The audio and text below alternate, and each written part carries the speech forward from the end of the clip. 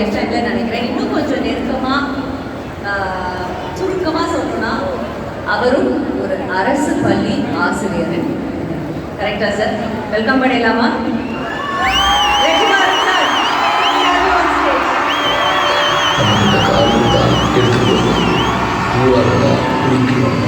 ஆனால் படிப்பு மட்டும் நம்மகிட்ட நிறுத்தவே சொல்லணும்.